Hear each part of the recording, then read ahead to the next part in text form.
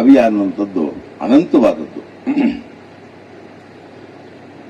ಕಾವ್ಯ ಪ್ರಯೋಗದಲ್ಲಿ ಪ್ರತಿ ಸಾರಿ ಕೂಡ ಒಂಥರ ಕ್ರಿಯೇಟಿವ್ ಟೆನ್ಷನ್ ಅನ್ನೋದು ಸೃಷ್ಟಿಯಾಗ್ತಾ ಹೋಗೋದ್ರಿಂದ ಅದು ಕಾವ್ಯ ಅನ್ನುವಂಥದ್ದು ನಿತ್ಯ ನೂತನವಾದದ್ದು ಅಂತಲೇ.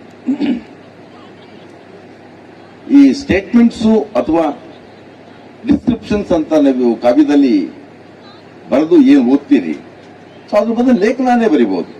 ಯಾಕೆ ಕಾವ್ಯವೇ ಬೇಕು? ಸೊ ಕಾವ್ಯಕ್ಕೆ ಅದರದ್ದೇ ಆದಂತ ಏನೋ ನಿಯಮ ಇದೆಯಲ್ವಾ, ಅದಕ್ಕೆ ತಕ್ಕ ಹಾಗೆ ಅದನ್ನು ಕಾವ್ಯಕ್ಕೆ ಒಗ್ಗಿಸಬೇಕು ಅಂತಲೇ ನನಗನ್ಸೋದು. ಕೆಲವು ವಿಚಿತ್ರವಾದಂತಹ ಹೇಳಿಕೆಗಳನ್ನು ಕೂಡ ಕಾವ್ಯದ ಬಗ್ಗೆ ನಾವು ಗಮನಿಸಬಹುದು. ಈ ಕಾವ್ಯ ಕಟ್ಟುವಂತ ಸೃಜನಶೀಲ ಕ್ರಿಯೆ ಅನ್ನೋದರ ಹಿಂದೆ ಒಂದು ವಿಶೇಷ ಮನಸ್ಥಿತಿ ಇರುತ್ತೆ ಅಂತ ಮನೋವಿಜ್ಞಾನಿಗಳು ಹೇಳ್ತಾರೆ. ಅದನ್ನು ಇನ್ನಷ್ಟು ವಿವರಿಸಿ, ಆ ವಿಶೇಷ ಮನಸ್ಥಿತಿ ಅಂತಂದ್ರೆ ಅದೊಂದು ರೀತಿಯ ಉತ್ಸಾಹ, ಉಲ್ಲಾಸ ಅಂತ ಹೇಳ್ತಾರೆ. ನನಗೆ ಇದು ಸ್ವಲ್ಪ ಕಷ್ಟ ಅರ್ಥ ಮಾಡ್ಕೊಳ್ಳೋದು, ಬಹಳ ವರ್ಷಗಳಿಂದ ನನಗಿದು ಡೈಜೆಸ್ಟ್ ಆಗಿಲ್ಲ. ಉದಾಹರಣೆಗೆ ನಾವು ಇವತ್ತು ಒಂದು ವಿಷಾದ ಕಾವ್ಯ ಬರೆದಾಗ ಆ ವಿಷಾದ ಕಾವ್ಯದ ಸೃಷ್ಟಿಯ ಹಿಂದೆ ಕೂಡ ಒಂದು ಮಾನಸಿಕ ಉಲ್ಲಾಸ ಇರುತ್ತಾ ಅಂತಾರೆ. ಈಗ ನಾನು ಇಸ್ರೇಲ್ನ ನರಹಂತಕ ನೀತಿ ಬಗ್ಗೆ ಕಾವ್ಯ ಬರೀಬೇಕು ಅಂದಾಗ ಅದರಿಂದ ಅಲ್ಲಿ ಏನು ಉತ್ಸಾಹ ಇರ್ಲಿಕ್ಕೆ ಸಾಧ್ಯ ಇದೆ? ಸೊ ಹಾಗಾಗಿ ಈ ಸ್ಟೇಟ್ಮೆಂಟ್ ನನಗೆ ಯಾಕೋ ಅಷ್ಟು ಸರಿ ಕಾಣಲಿಲ್ಲ.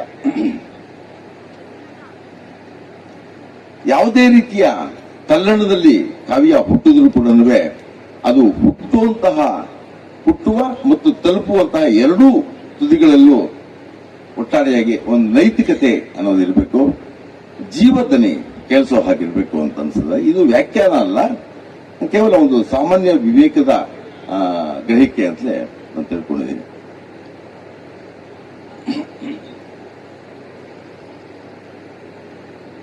ಕನ್ನಡ ಅಂತ ಅಲ್ಲ, ಬೇರೆ ಬೇರೆ ಭಾಷೆಗಳಲ್ಲಿರುವಂತಹ ಕವಿತೆಗಳನ್ನು ಕೂಡ ಗಮನಿಸಿಯೇ ನಾನು ಹೇಳುವಂತ ಒಂದು ಮಾತು.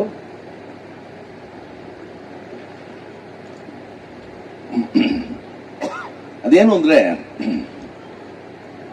ಅಧಿಕಾರ ಮತ್ತು ಪ್ರಭುತ್ವದ ಇಂಗಿತಗಳಿಗೆ ಶರಣಾಗಿ ಒಗ್ಗಿ ಹೋಗಿರುವಂತಹ ಅಥವಾ ರೂಢಿಗೆ ಬಿದ್ದು ರುಚಿಗೆಟ್ಟು ಹೋಗಿರುವಂತಹ ವಸ್ತು ಆಗಲಿ, ಕಾವ್ಯದ ವಸ್ತು